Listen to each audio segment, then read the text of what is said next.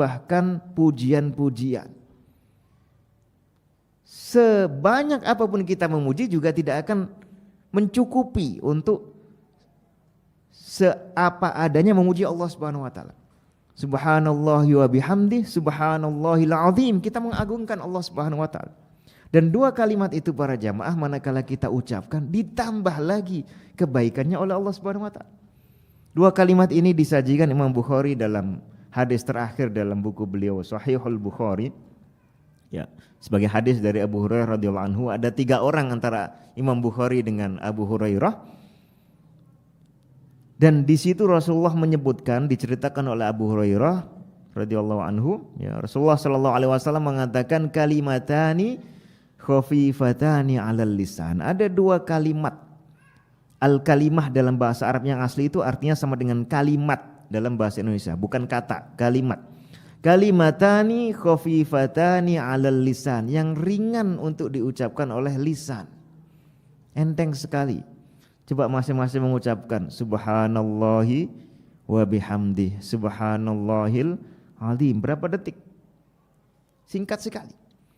Tapi apa kata Rasulullah sallallahu alaihi wasallam? Tsaqilatani fil mizan, sangat berat nanti timbangannya di hari kiamat.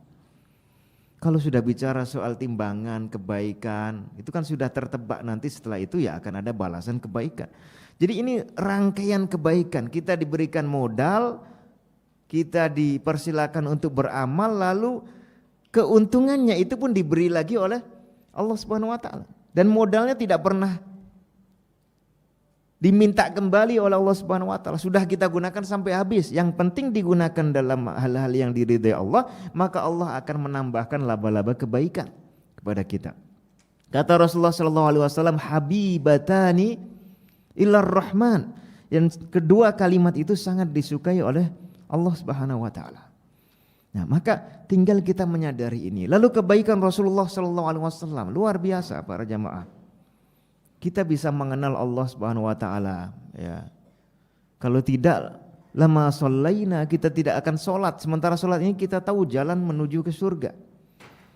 Kalau kita tidak mengenal Rasulullah sallallahu alaihi wasallam yang berjuang sedemikian kuat untuk menjaga kondisi agar beliau terus bisa berdakwah, dan dengan berdakwah itulah ajaran-ajaran dan petunjuk mengenai peta jalan hidup itu bisa sampai ke umat Islam, termasuk sampai ke zaman kita sekarang, ya, maka kita tidak mengenal ini semua. Ya. Rasulullah sendiri sebelum diberikan wahyu